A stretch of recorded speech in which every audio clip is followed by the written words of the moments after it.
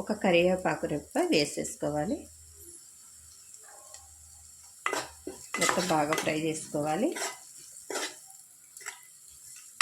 ఉల్లిపాయలు సగం వేగాక కరివేపాకు వేసుకుంటే మంచి స్మెల్ వచ్చిద్దండి.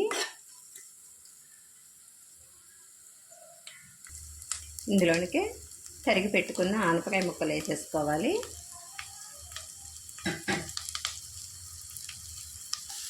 మొత్తం ఒకసారి కలిపేసుకోవాలి.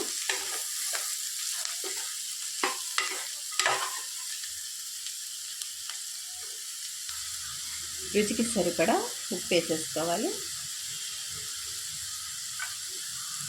మొత్తం కలిపేసుకొని మూత పెట్టి ఒక 5 నిమిషాలు మగ్గించుకోవాలి. మూత తీసి ఒకసారి కలిపేసుకొని బఠానీ వేసేసుకోవాలి.